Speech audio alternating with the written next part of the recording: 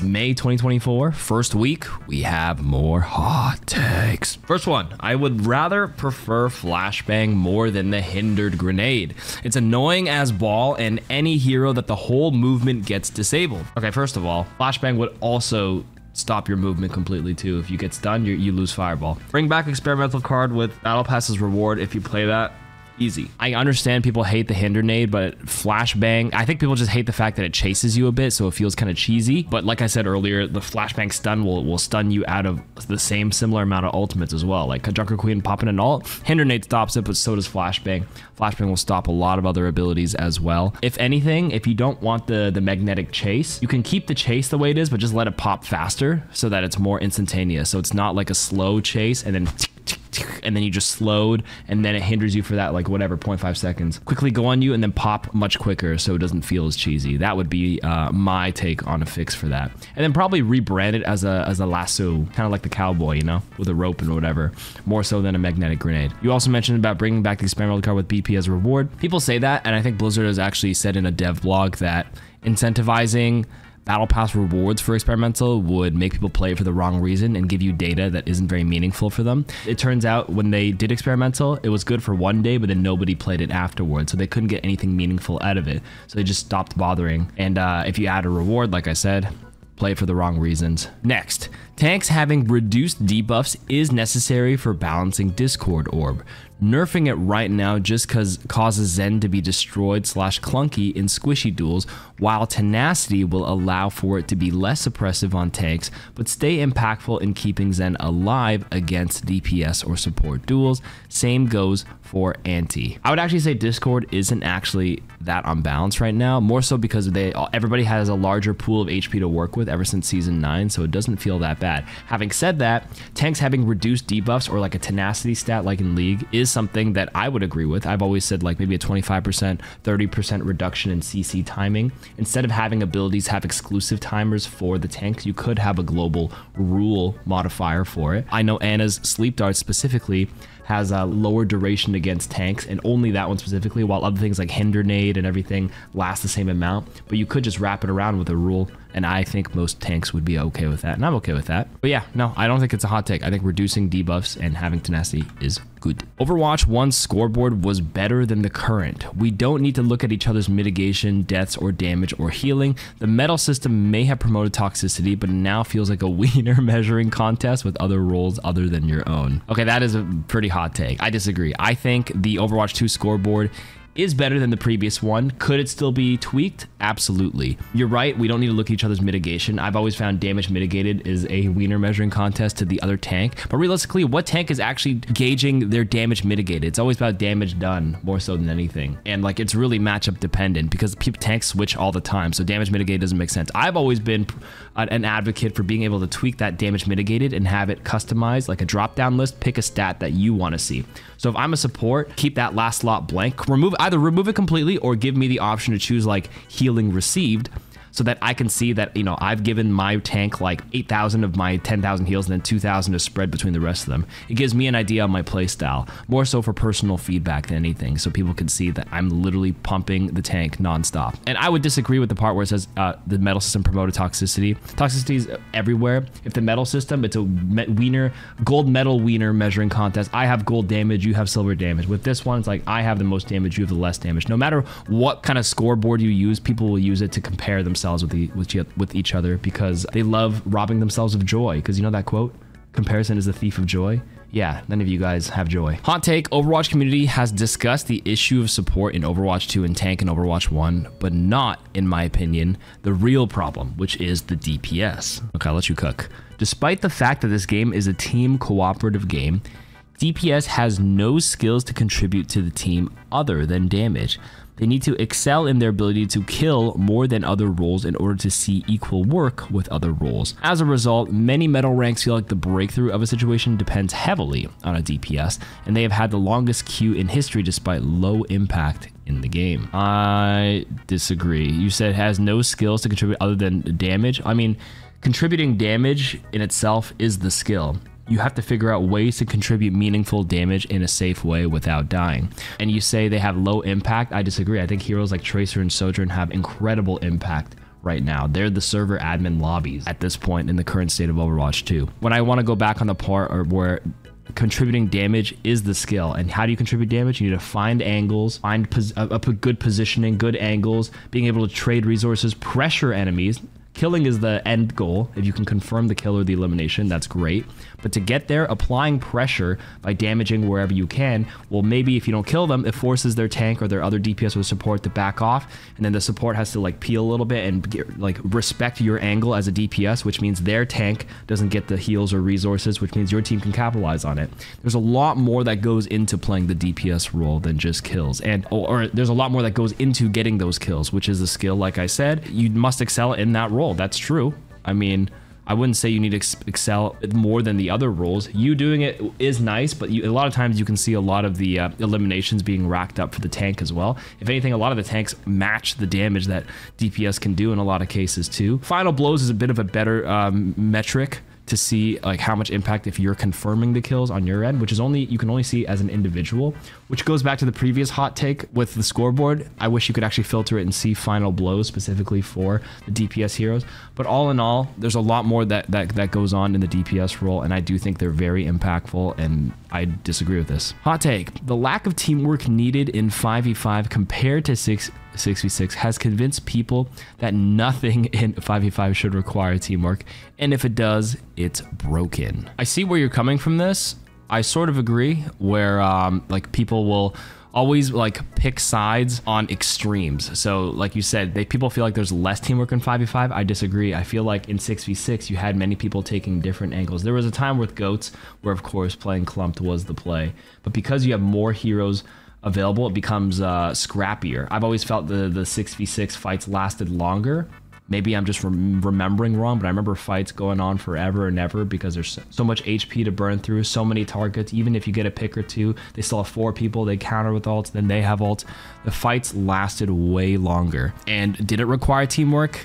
Probably, to confirm finish fights at the end of the day, but if anything, I've always felt 6v6 felt more deathmatchy for the average player, more so than 5v5, because fights hopefully do end here a little bit quicker, because I mean mathematically there's less people and less abilities being thrown out at each other. But on the same vein, I do understand how there's more mitigation tools that the enemy team can have. So there's a push and pull in both directions, but I would agree people like, you know, just so hyperfixated on 5v5 versus 6v6, they convince people to either believe, you know, there's either no teamwork, or if it does, it's broken. And because, like, you know, people don't believe that you should require teamwork to counter certain heroes, it's like, oh, this hero's unbalanced because Sombra's so broken because the only way to beat her is teamwork, because you need somebody to help you. I mean, yes and no. There are certain heroes that can deal with her, but yes, having some help and some peel is really nice, and almost teamwork is kind of essential when you want to deal with flankers like Tracer, a good Tracer, a good Sombra, and if they combine it with extra dive like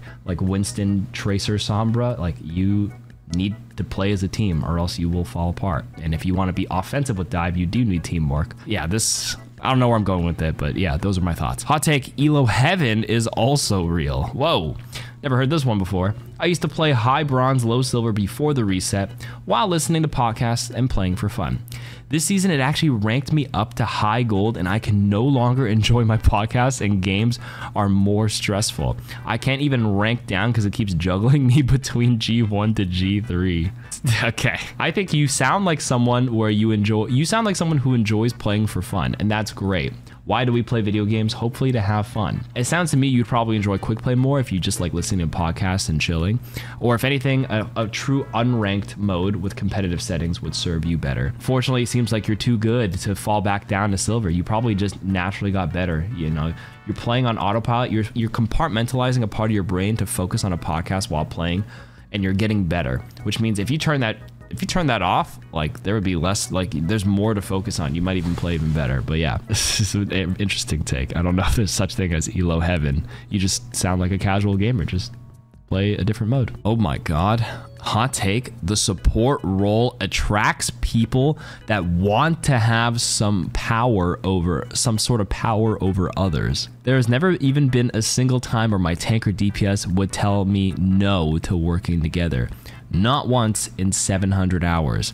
Sometimes for no reason at all, there has been an Ana or Mercy who will refuse to nano or engage with me and be smug about it. I easily get to rank 200 as a DPS player. It's not because I'm playing badly, that's just the type of person this role attracts. Obviously, I'm not saying all support players or even 90% are like this. Their explanation below it kind of confused me. You're saying you as a DPS player, if you ask your tank or DPS to play together as a team, they'll never tell you no, but supports will be like, no, I don't feel like nanoing you, or something like that. I'm not gonna say it's your fault, but have you, I don't know who, like how you sound or how you're asking or anything like that. Are you being rude about it? Are you also being smug about it, and they're just countering with smugginess too? Because like that sort of synergy with a nano boost kind of comes, like, I don't see a world where they don't want to nano you if that's the right play, but if you were rude and asking, being like, oh my god, his supports, just nano me and we'll win. It doesn't sound like the support role attracts people that want to have power over others. That just sounds like someone who just doesn't want to tolerate smuggy rudeness. And I'm not assuming that's how it was, but that's just like the first scenario that could pop in my head in a case where I can remember, where I remember like this, another support player. I play support and I play to win, but like I've had a support solo queue person with me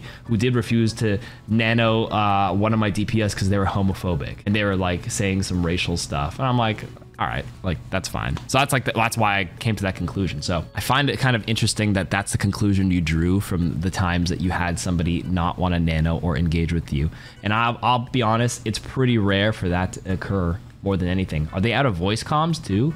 Like how do they, like, are you asking them to nano you? Are you just pressing hey, can you nano me? There's this really famous clip of this Genji player being like, hey, can we get a nano going? Can we get a nano going? I forgot who it was. It was KSF, I think. It was like End of Hollywood third. If you know that clip, somebody can link it in the comments. He's like, hey, can you get a nano me? And it took him like a minute and a half to get nanoed. And he was kind of being like, you know, it kind of became funny after a while, but like obviously he was being a little like obnoxious about it. But like if you checked, like their support, the Ana was not in voice chat at all. Like obviously if you're at that elo, you should recognize that that should be the play you want. But obviously the Ana can't read your mind too. And if you're in voice and you're saying that, and then they refuse to nano you, then we have a problem. But it turns out that that Ana player wasn't even in voice chat in that famous clip. But hot take, watching SVB's ranked gauntlet proves that we're all much closer in skill than the ranks perceived. And if metal players, ranked players had top 500 teammates, they would also be GM or champion ranked. No, that is a pretty hot take. Watching the gauntlet might also prove, like, I do think like when people play events like this, like SVB's gauntlet,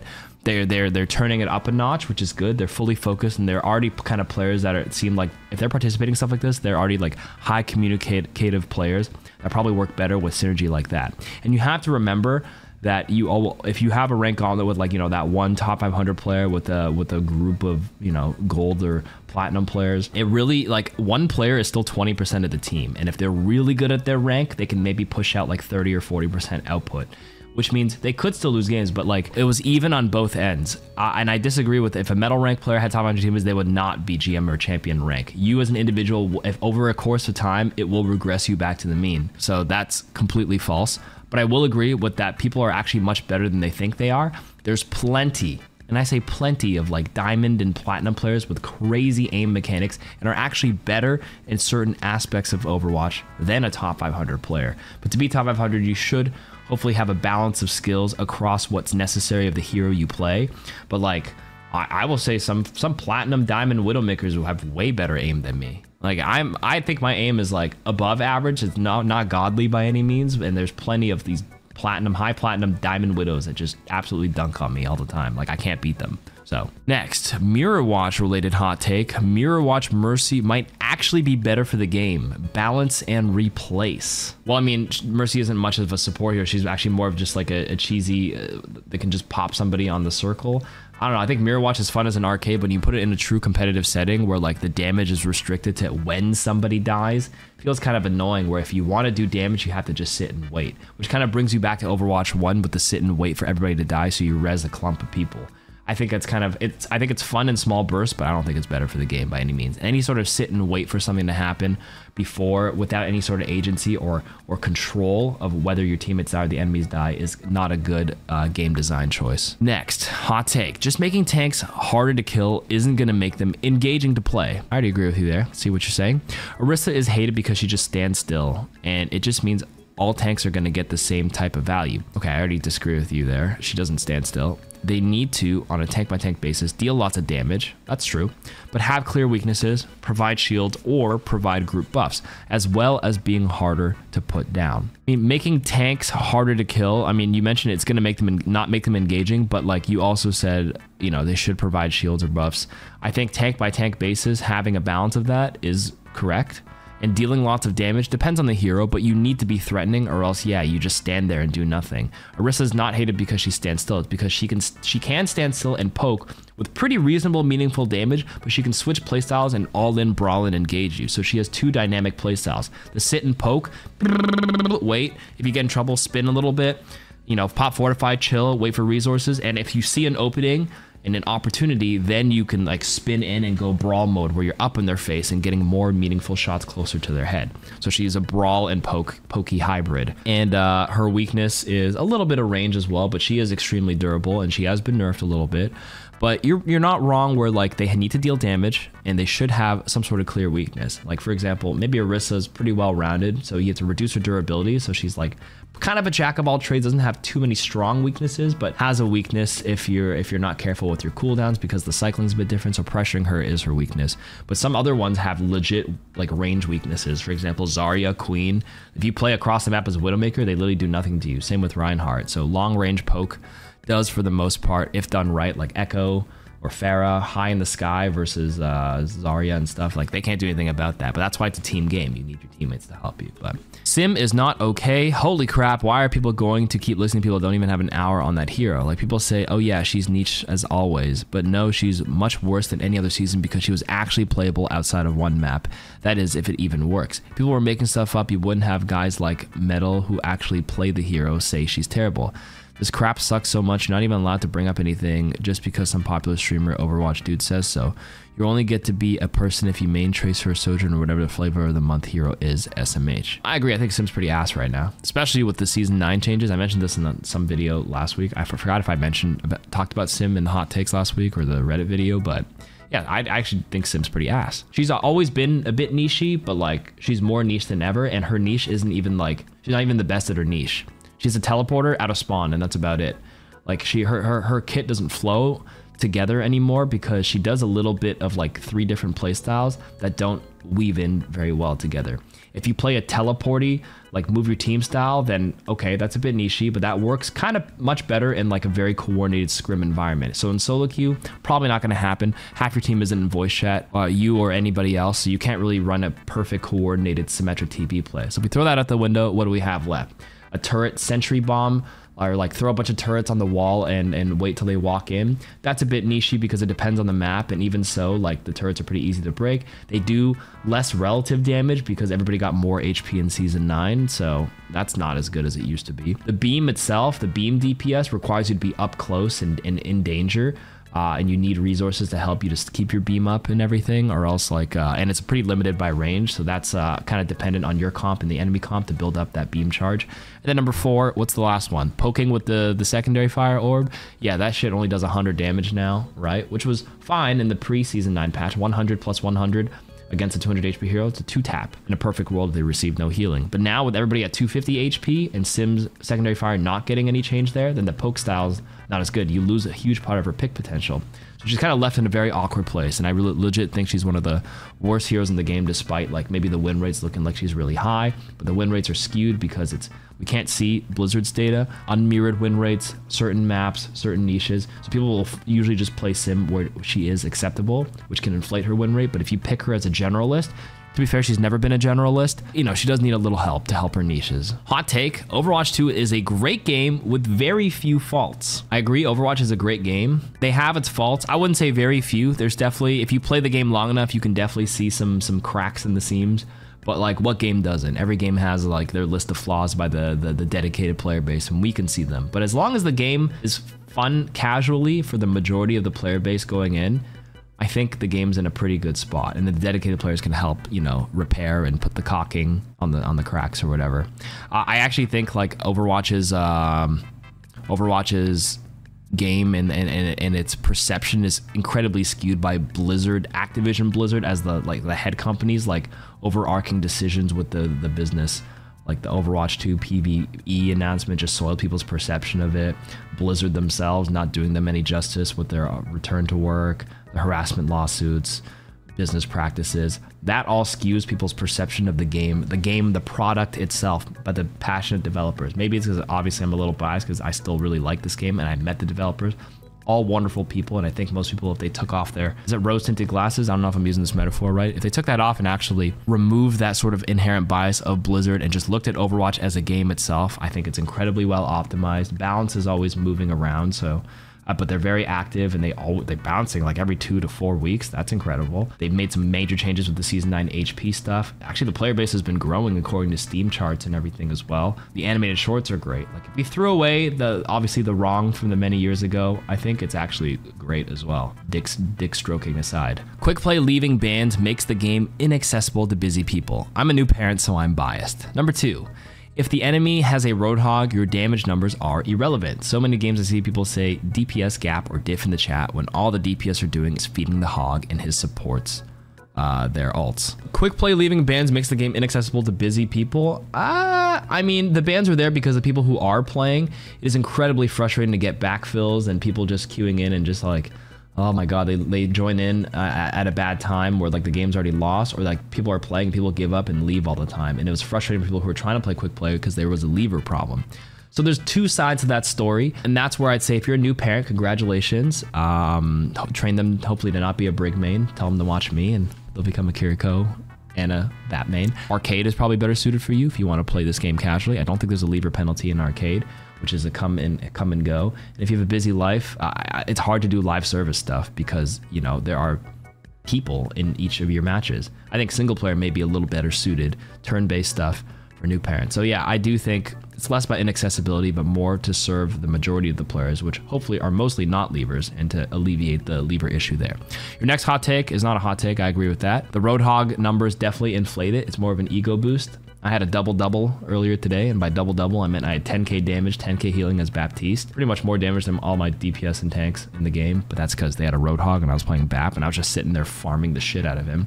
And I wasn't gonna type support gap in the chat. It was just more of a personal flex. But yeah, you're right though.